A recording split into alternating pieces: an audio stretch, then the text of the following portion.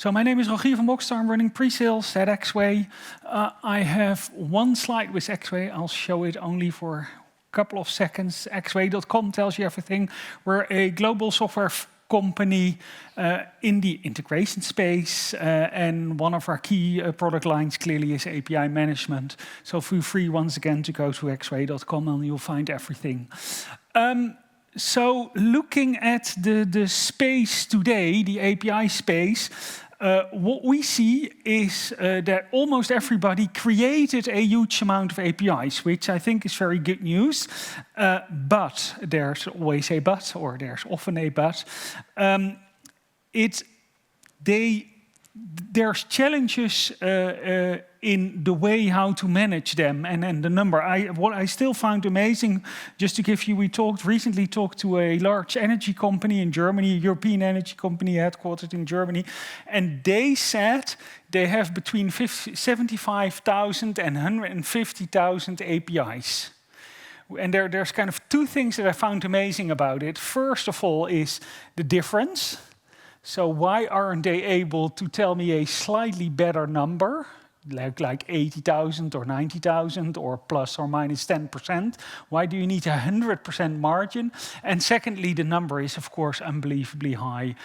So what you see is there's a large number of APIs being created by those large organizations, managed in a variety of ways. So there's often decentralized development teams, which is a nice idea, but they use their own technology to secure them.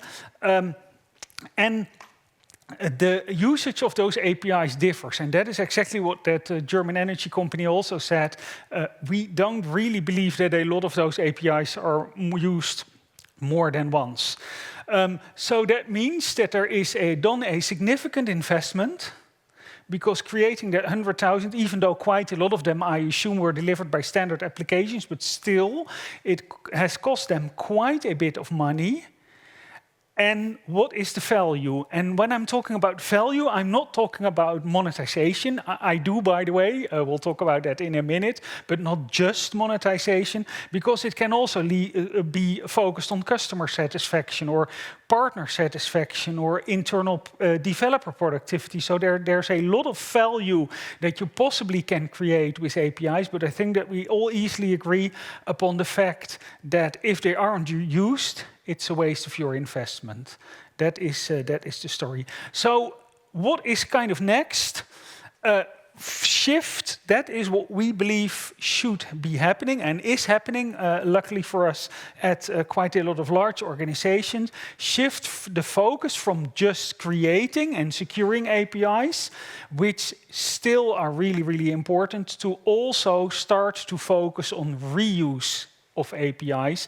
And reuse also means kind of focus on the value that those APIs create. So who should use this API, which business partner or maybe the open public, who should use it, and how do we make sure that they actually start using them? And what we believe is, if you want to do that, then there's a couple of things that you absolutely need to start organizing. You need some kind of a service registry, which I'm sadly old enough to know the service-oriented days, like 20 years ago, when there was also service registry. But the concept, I think, is really, really relevant, still really, really relevant, because you need to have an overview of all the APIs that you delivered.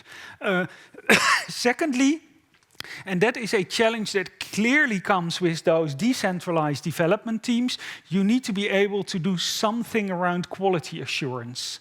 So you need to make sure that the APIs that are listed in your registry, that at least they have some kind of quality assurance. Can be automated using some nice technologies, or it can be manually by real integration experts. So I think that you need both of them. Then, thirdly, you need some kind of capabilities to create API products, because typically APIs are really fine-grained. That 150,000 of that energy company, luckily for them, they were really, really small and fine-grained APIs, which are kind of okay if you use them internally by people that really know what it takes to deliver a more meaningful function. But for external consumption, as soon as you go external to business partners or maybe even public APIs, then you definitely need API products. And API products, just to be clear, are just a bundle of APIs, so the same APIs, but they're bundled in such a way that they're meaningful for external consumption. Monetization, I already mentioned that. For a certain amount of APIs, we believe there's possibilities to monetize. One of our other customers, Engie, a large energy company in France, they are having a nice weather forecast service for many, many years due to their green energy, their solar power plants and their windmills and all those kind of things. And they now monetize that API and by offering it to the market. And that is perfectly possible. So I think that monetization for a small part, but still interesting part, is possible. And then finally, you need some kind of a developer portal 2.0 is what I tend to call it. So a marketplace is what we call it today, that you can show all your API products, including the price plans, including the monetization, that you can show that to your consumers. So that is kind of what we had in mind when we created our marketplace. And these are kind of the three lines, and we're going to focus the majority of the presentation today on offering APIs, clearly. Because what we created is a centralized management plane on top of any federated data plane. So that is a very, very fundamental concept that we created, which is highly awarded by folks like Gartner. That's one of the reasons why Axway, up until now, there will be a new Magic Quadrant really, really soon, is what I understood. But up until now, we are the vendor that's most on the right-hand side due to this vision. Because what we basically say, a lot of large organizations are using several different gateways, several different integration platforms like Kafka, event buses, maybe some microservice environment. So the reality today for large organizations in any industry, whether it's government, whether it's commercial, is that they have several gateways, and you need a central management plane to deliver, and that is what we will see in a second, of course. First of all, that service registry, that single list of APIs, and take that as a foundation to make sure that you create your products and that you can start to monetize them. So what we are basically doing is we're taking, in an automated way, using agents, we're taking the API, the definition files, the documentation, any other relevant information that those nice developers of one of those data planes created, we're taking that in an automated way into our centralized management plane. And then we have, first of all, a full list of APIs in that central, and that can also be integration services, so can also be Kafka topics, of course. Those kind of things is what we have, a full list of all APIs inside that central management plane. And after that, we can start to create, and that's what you see down here, the discovered services. We can start to use them to create assets. That's a step in between that we decided to take, because where we want to end with is API products. So we're taking one or more services that we discovered, we're bundling them into assets, and then we're taking one or more assets and we're bundling them into products. So just to give you a practical example, if you want to create, if you're a fintech and you want to create a bank account at your local large bank, they typically have to offer such a service thanks to PSD2. So then you don't want to hear, like, I need to connect first, ask CRM system 1 for some detail, and then connect to CRM system 2, and then create the real customer, and 5, 6, 7 API calls, which are the discovered services. You want to have one API product that is gives you the capability to open a bank account on behalf of your customer. And then underneath, of course, there's no black magic. At the end of the day, you need to make the specific calls, but that product gives you one single way to subscribe to all the underlying APIs and gives you a nice way, a documented way, how to orchestrate all those APIs and how to make all those calls. So that is what we are doing. We're creating an API product, and then finally we can attach monetization plans. So clearly there's the option to offer it for free. That's the first monetization plan, so you can do whatever you like. And then there are options, of course, to pay per use or pay a fixed amount. All those kind of options are included in the platform. And that is, of course, really, really important to start to push for reuse of your APIs. And then finally, what you can do with those API products, you can publish them on multiple customizable marketplaces. And there's a couple of words that I want to spend a little bit of time on. Multiple, a lot of large organizations want to have different marketplaces.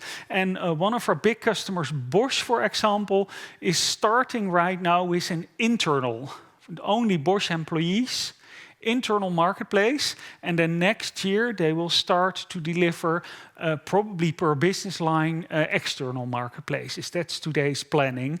So they are starting to build different marketplaces from that perspective. We also talked to multi-brand. Nestlé, for example, is a good example. They have 92 brands, as some of you might know, and they wanted the capability to offer a marketplace, first of all, for Nestlé as a company, but also for Nespresso, for Purina, for all their different brands. So that is something that some other organizations are looking for. And then at the end, this is what you get. So you get a branded, this is a sample, of course, that we created. And for a financial institute, clearly. So this is kind of product categories that we created for this customer and for this demo. So there's payments, there's accounts, there's customers, there's open data that they have to share. And then if you go to a more product-oriented, API product-oriented view, then this is what you get. And then on the left-hand side, once again, if you're talking about 100,000 APIs, then some search capabilities might also be necessary or mandatory, depending on your definition. And then if you click on one of those API products, then of course you get the documentation, the definition file is what you can download. You can do some testing, and then finally you can do some. You can subscribe to the service. And just to be very clear, then the agent comes into play again, because the management plane is not handling any traffic. So what will happen if I subscribe to, let's say, the real-time payment service, then the agent will tell the underlying API gateway or the underlying integration platform, hello, here's Mr. Van Boxtel. He likes to get access to this API. Is that okay? Well, hopefully the gateway will say yes, that's perfectly cool. And then the marketplace will ask to that specific gateway, can you please share the right credentials? So whether he needs a certificate or credentials or maybe username, password, that of course depends on the security settings of the underlying API. But the gateway is responsible for sharing those details with me. That can be done through this platform, of course. It can be done in a completely separate way, through email or through whatever you like. That is all customizable. But the main topic that I want to make is the gateway is always responsible for handling the traffic and the management plane won't see any traffic. And the only thing that you can do for monetization purposes, of course, if I need to pay per use for this real-time payment service, it might be interesting for me to know how much I consumed on October 8 for the month of October. So there's a second agent, which is called the traceability agent, that with which the gateway can share after a success or a failure. They can share some high-level data with the platform to make sure that consumers, but also, for example, API product owners, can get some high-level management information. So from that, and this is even a more categorized view, as you can see. So in summary. The offering APIs, the API marketplace, is a unified data, a unified management plane that stores all the data in a central place.